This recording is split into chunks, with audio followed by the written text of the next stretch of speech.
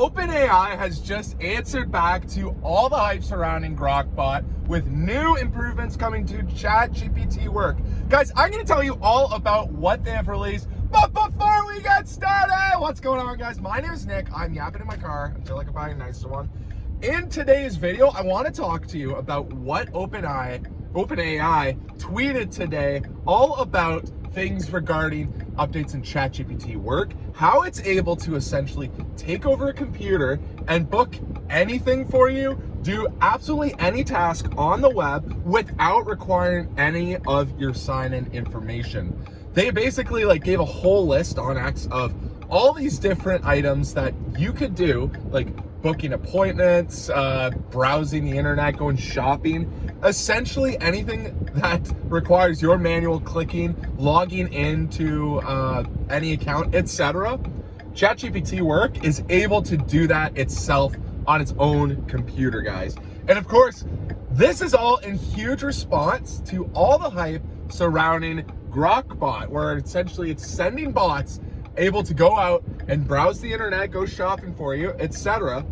But of course, the issue with Grokbot that OpenAI is solving directly is the fact that you never need to plug in your login information at all, right? So with Grokbot, as you guys know, a lot of times it's kind of inconvenient because of the fact that the Grokbots work on Linux machines, okay? Somewhere in some SpaceX data center, there's a Linux machine that each bot takes control over, right? So what is necessary is anytime that you go to some sort of website that requires your login, you're gonna have to log in and you're gonna have to do one of those reCAPTCHA things, like click I'm not a robot and click all the things where a motorcycle's in the picture, things like that.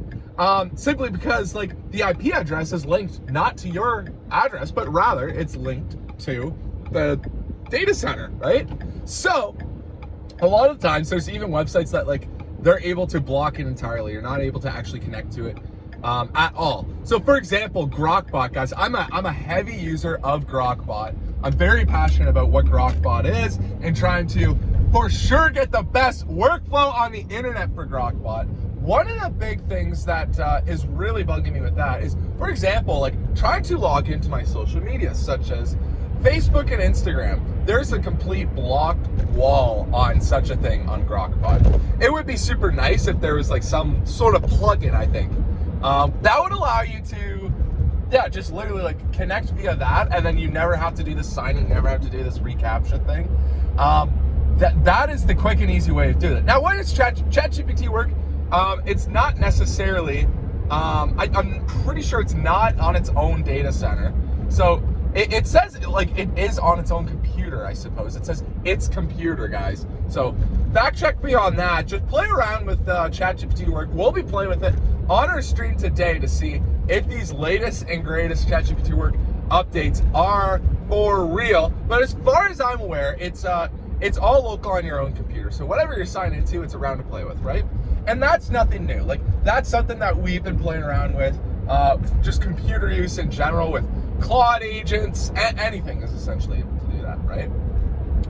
But the fact that OpenAI is tweeting out, essentially replying back to Grokbot, is pretty big. Because y'all know in yesterday's car yap, what I posted was everything about ChatGPT. I thought for sure they were falling behind because of the fact that they brought back the 5-hour limit for OG users.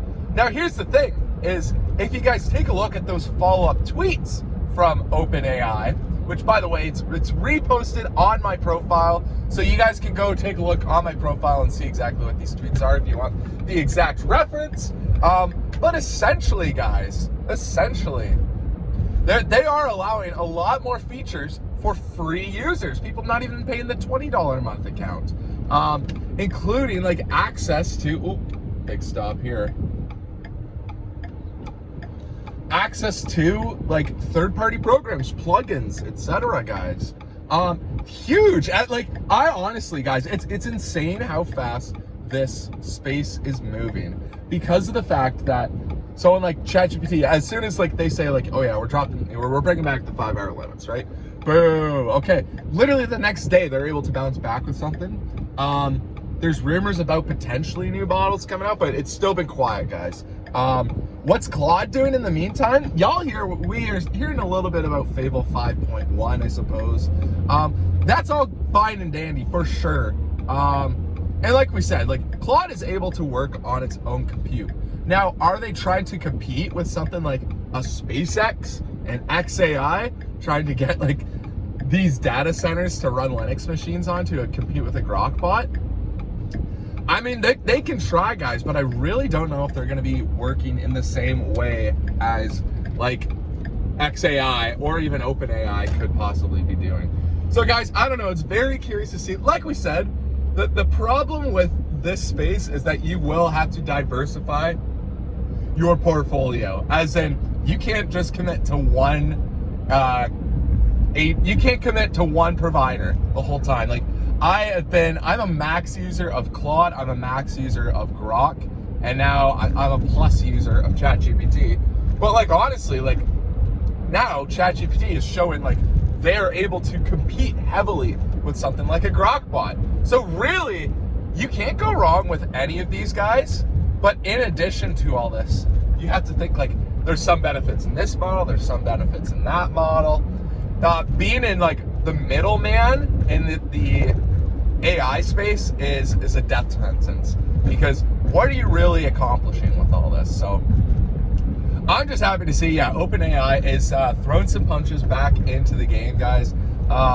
As a heavy Claude and Grok user, I'll stay where I am. I'm still obsessed with Grokbot, what it's able to accomplish there.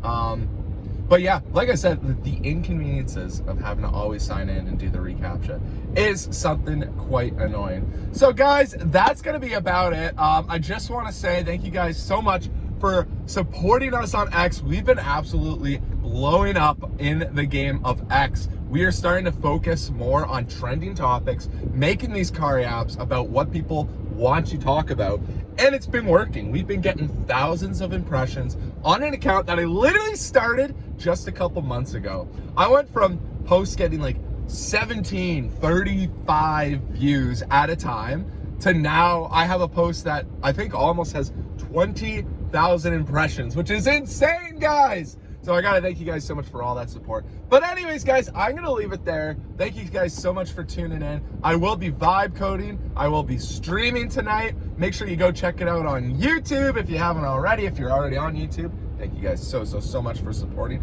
Remember to like this video. Comment down below what your take is on ChatGPT work, the big enhancements done there.